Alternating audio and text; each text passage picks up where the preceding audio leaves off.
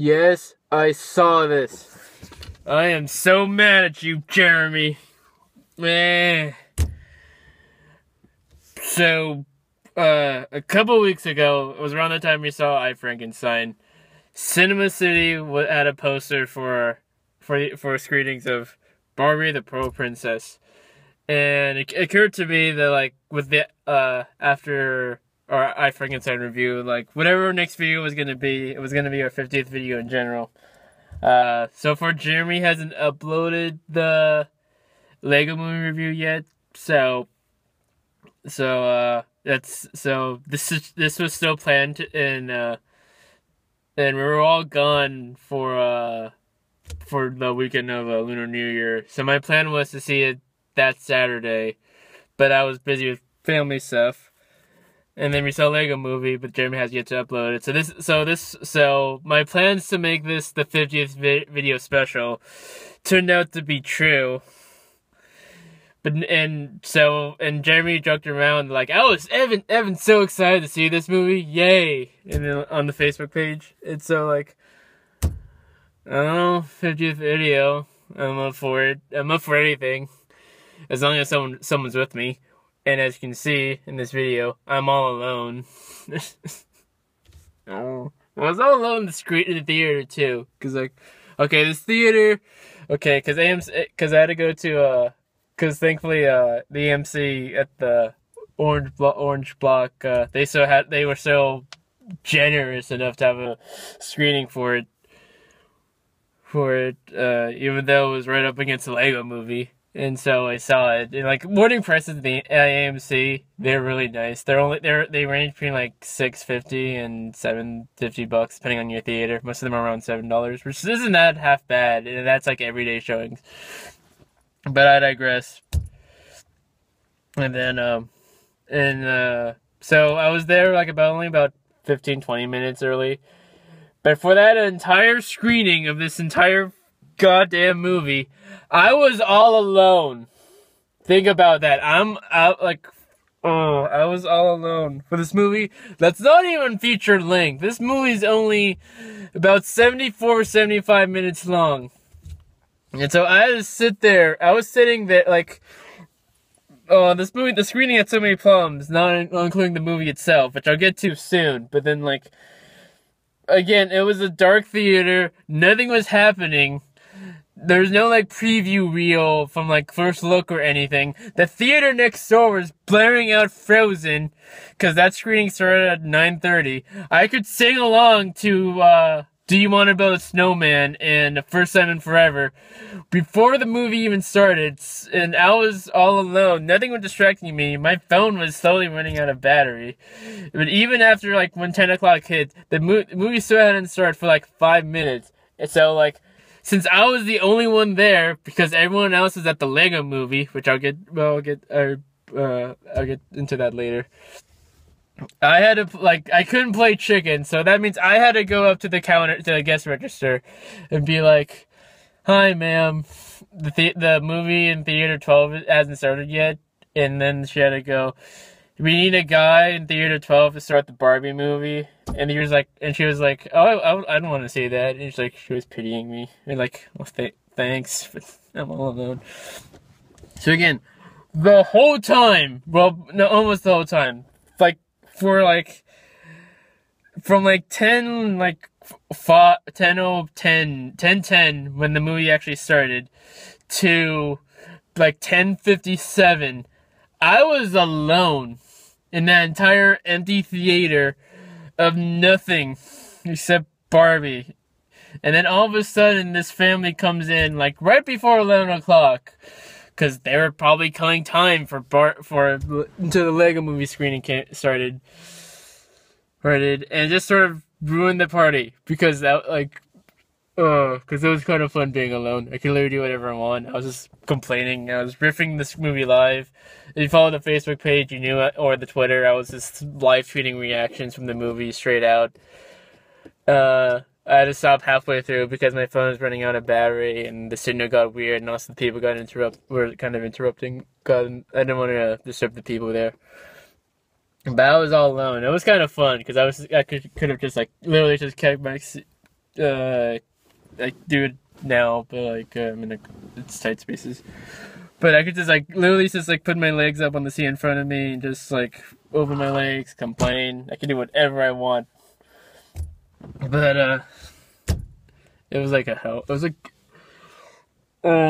this must be like my version of hell. Just being like in that dark theater alone, either like waiting for a movie to start, even though I know it's terrible, and having to go out and ask with no one to like distract me, or be stuck alone watching Barbie, the Pearl Princess. And I'm trying to just make sure it's not too bright. So where do I start with this movie? How about like it's the most generic thing, princess girly stuff possible. This movie, it just rips entire elements straight out of Little Mermaid and Tangled. It takes the setting and some of the underwater elements from Little Mermaid and takes the plot out of takes the plot and some of the magical elements from Tangled, and you have Barbie the Pearl Princess, and that's not even like an eighth as good. It's not even like the full length of either of those two movies. Well, maybe Little Mermaid, but I digress. So let me try to break down this plot. Okay, first of all, it starts out with Barbie. Well, she's not even called Barbie in this movie. Like, I was complaining like that every time. Like, she's called Lumina. And, the backstory reveals, like, they don't have, like, a flashback or anything. They just have to, that's how cheap this movie is. It's, like, they don't even have a flashback or, like, something, in Tangled, how, the movie started out with an opening narration from, Flynn, or Zachary Levi, and that just showed how she was kidnapped. Rapunzel was kidnapped as a child, or like the nature of her powers or whatnot. This movie doesn't even have that. It just has her like the aunt person, her like she has like a Mother Gothel character too. It's like Aunt Lydia or something like that. She has her explain that in the movie, like halfway through, or like right before the end of the movie. The strategy explained, I kidnapped your daughter, like, cause it's I kidnapped you because you were the daughter of this king and queen. You're the only heir to the throne, but their evil general, who you know is evil because he's talking in a foppish voice, and like he's like, it's like, you know, without like a natural heir of your own, I would recommend you just let my son take the throne. And his son's like the most foppish thing ever. And like it's a semi-running gag in the movie. It's like the only like because that he's foppish and girly, but he's like, I don't want to be a king. I want to be a botanist. And he keeps talking all these flower terms and whatnot and like that. And so the general, to make sure his son gets the throne, I'm sorry. To make sure his son inherits the throne, he for some reason calls instead of getting like any other like assassin character or person or anything, he just sends a letter to Aunt Lydia, who kidnapped their daughter in the first place, which is Barbie. I'll just call her Barbie because it makes more sense to me. That to basically poison the king, but she can't send poison. She's like she couldn't like just like send them the poison that she makes for them. No, they hire her as like one of the servants at or waitresses at their like big ball or announcement thing, that whatever they have. And like he sent, like she tells her that he tells her this, or he informs her this by sending another generic sidekick villain played by this Murray, the evil eel, who has this weird, like, I think it's a Peter Lorre impression. It's weird. It's really boring and generic, and she's like, okay, I'll go, but I don't want to. That was my own life. It's like, no, have to. Okay. And she leaves, but she leaves like the invitation that was sent to her. And Barbie, and I forgot to mention, she has like a flounder sidekick too. It's a seahorse with hair. It's a girl seahorse with the hair. I forgot her name. I forgot most of these people's names. It's like, oh, our mom forgot, our aunt forgot her letter. What are we gonna do? Let's just go straight, just track her down and let's leave and go. And they go through like, it's not even it's like, this is a series of mild inconveniences that like make up the bulk of this, like the first half of this movie, because this movie's only 75 minutes long. So it's like, oh, she lost her grip on the letter, so it goes down this no, it wasn't that was like the second thing that happened after it, but like they reached this wall, this grief wall, and like they like, how do we get around it or through it? And she says like she floats up a little. They never go like above surface or anything. There's no like interaction with like the like land or anything.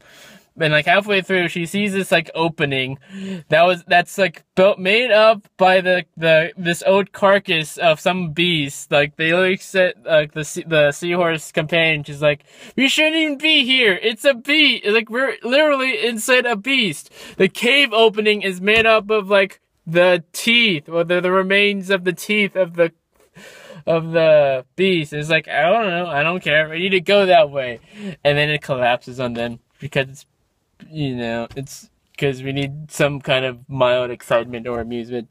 And then she loses track of the letter because they're being forced out of this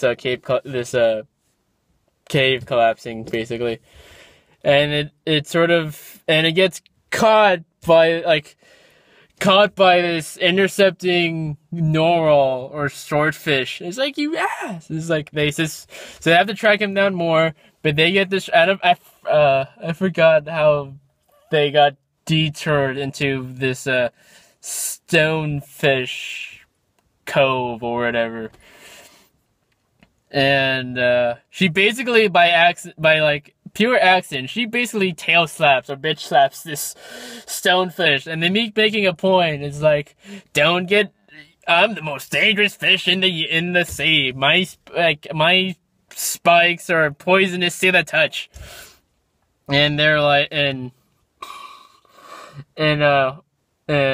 he looks like the fish from he looks like the blowfish from Finding Nemo, but he's voiced by like the main like sidekick bad guy of Nathan Fillion in Monster University.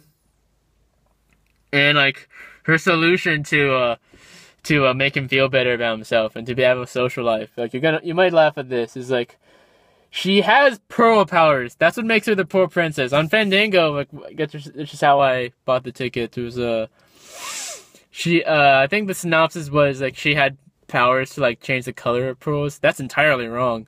It's the power to just manipulate pearls in general through telekinesis, and she does a lot of things with this pearl stuff, which is stupid. Her solution is basically to just like put pearls right on top of her spikes, and then when they take the stonefish to the city, it's not Atlantis or anything. It's just like this generic city.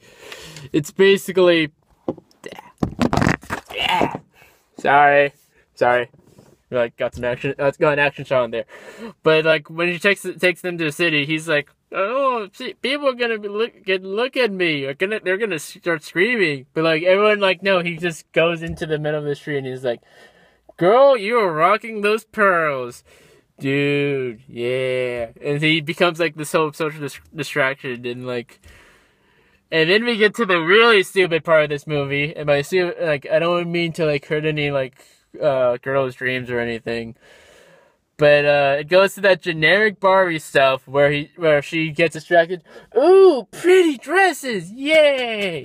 And then she gets sidetracked in like no, like, because they're not supposed, they're being Because even though they went to get the letter to their aunt, the invitation, but she needs to get into the party or the ball, or whatever, they still hide from Aunt Lydia because the seahorse goes, "Oh no, we're not supposed to be here. Let's hide." And they just dive right into this salon where it's basically run by Ursula's other crazy sister, which is like Madame Carnage or Carfish or something. Where she's and like for some I forgot how, because this movie just like I really shouldn't have seen the Lego movie after this, because I watched the Lego movie after this just like get the image of weird Barbie stuff out of my eye holes. But like even after, like right before I saw the Lego movie, a lot of this stuff just sort of evaporated from my mind. But she just hires Barbie right out of the blue to like be a hairstylist, and like all the other salon girls, they are getting jealous because Barbie's, well, she's the newbie, and two, she uses her pearl powers to make people have stylish hair, because she basically just like, close your eyes, girls, and like magic manipulation, and her hair makes like bandings and hair ties, and that makes like hair buns, and it was, wow, I'm so pretty, this is awesome. I don't have hair in which to mock those scenes. And that reminds me, all the other parlor girls, they're all like stereotypes of like a Brooklyn or like New York accent. It's like, I think the main like antagonist, well, quote unquote antagonist girl, she's like, it's like, please girl, you don't need her, I can do that in my sleep. No, she's not black. There's no like black people in this movie. There's no like, everyone's white or Caucasian or anything. They just have like different hair colors. And it gets really stupid. Like, I want to get into some of the weird, like, some of the stuff, like, because this movie is so boring, and because, like, I'm entirely not in the demographic of this movie, I just made a lot of weird observations and started screaming. It's like, you're underwater, your hair should not be so, like, still or neat. It should be just flowing constantly.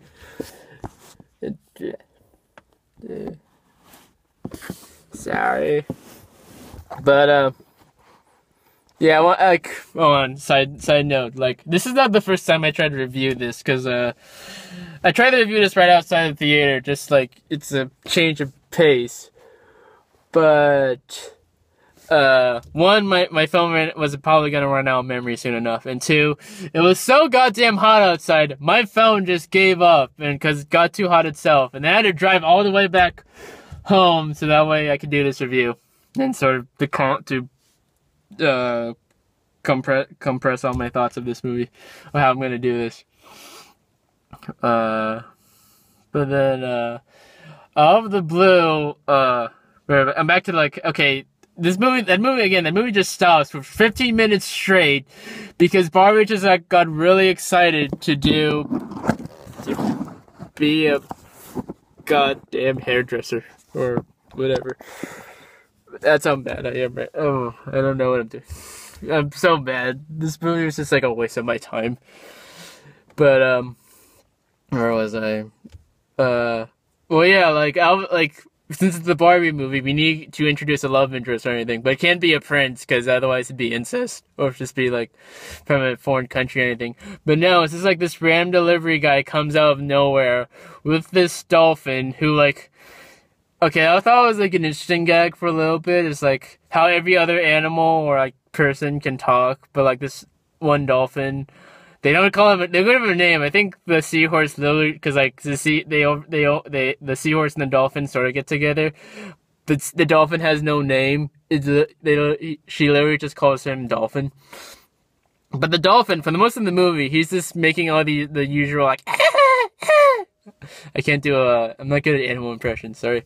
But he makes all the dolphin noises, and it's really confusing. And like the seahorse is like, you don't say much, do you? And where was I? But like the joke ends up being like something bumps into him, and he coughs out like it's like a fish that's a mix of the Will Smith fish, which is a sign that you know the Will Smith fish, which is from Shark Tale, which makes you know this is a good movie, and like it was the Need Freak fish from Finding Nemo. I haven't seen. I don't remember those the names exactly. And then like he starts talking, but then at the end of the movie he eats like a cupcake or some like hard shell candy or something that makes him basically mute again. And like, you stupid gag.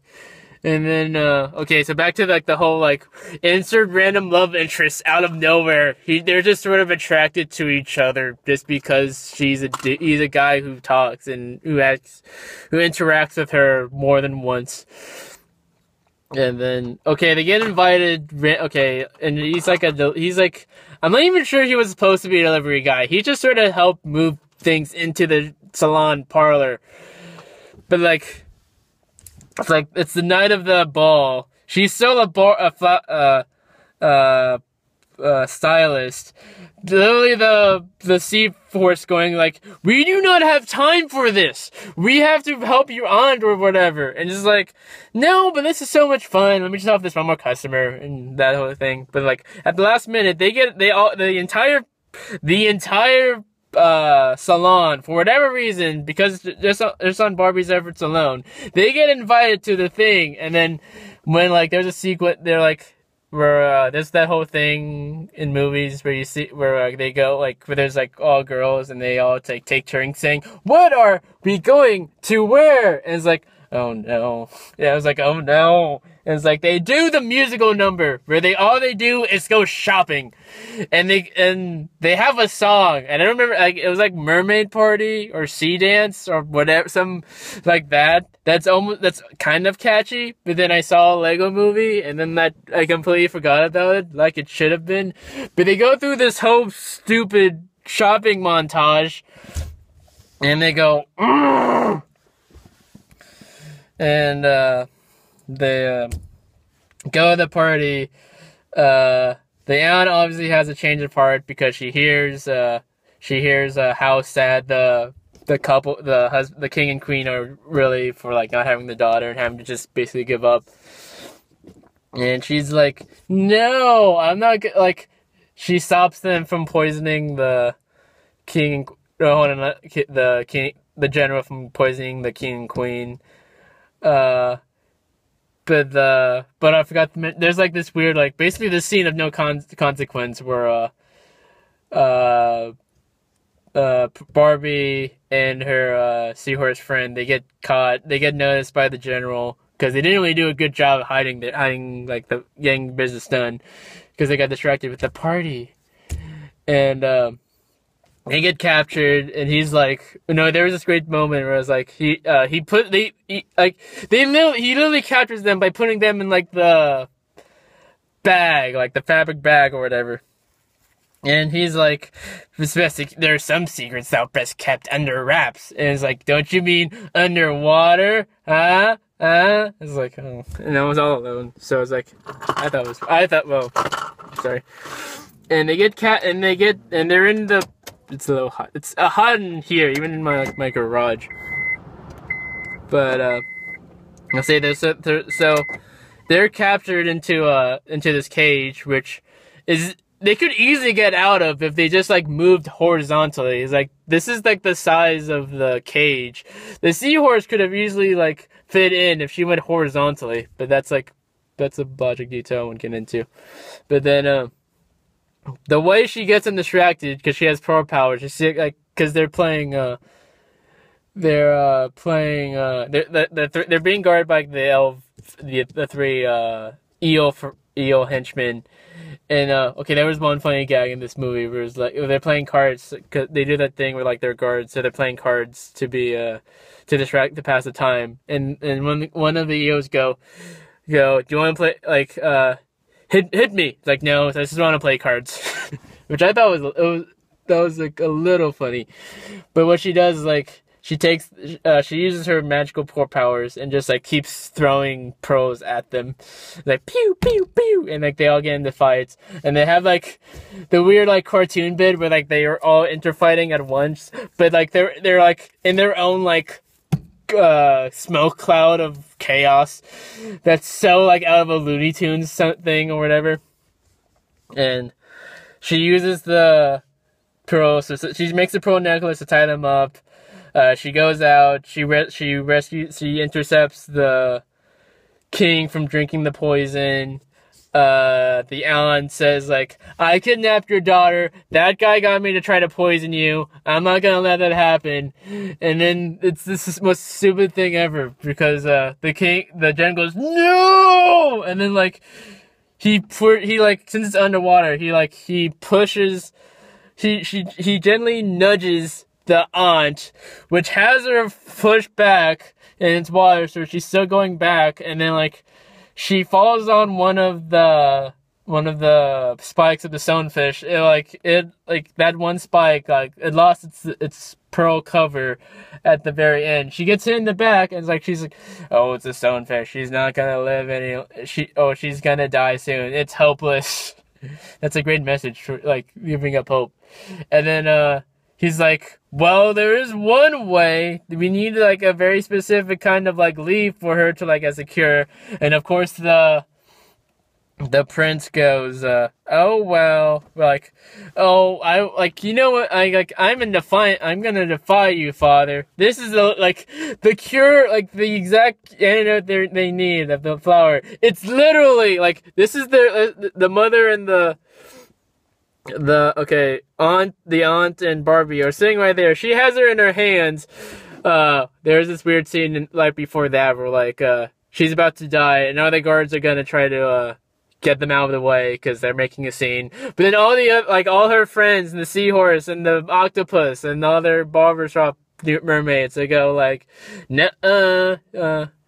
don't make me ink you up. And it's like, okay. But okay, so Barbie and her aunt are here. Barbie's holding her aunt in her hands because she's about to die. The antidote, the leaves, are literally like right here. There's like they're next to it. And it's and then the general still tries to like prove his innocence. So he just tries to like grab her aunt and then escape. But then Barbie goes all Dragon Ball Z and just takes all the pearls from everyone at the party. And there's this big moment. She goes, Kame. It's basically like Kame pearls. And she just locks them up, ties her up. Anna's happy. Her general is arrested.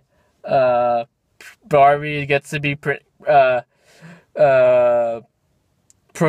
pronounced queen through literally no merit of her own. That's the kind of that's the kind of trait people like all over the internet who see all these like kids movies or like grew up on Disney complain about. It's like, in terms of like all feminists complain about, is like, she earns this, she becomes princess, a royalty of this land or whatever, through no merit of her own. Everything that happened in this movie is really honestly just like a case of like convenient timing or whatever. And it's just really maddening. It's like, that's like, when you have a movie like, you know, stuff that even like all the, like most of good Pixar's movies or most of Disney's movies or the Lego movie that are like, they're really good kids movies because they teach you a good lesson about like teamwork or believing in yourself, a general effort about believing like you're special or like there's something interesting about you. This movie's like, it's about nothing, basically. She, like, learns nothing.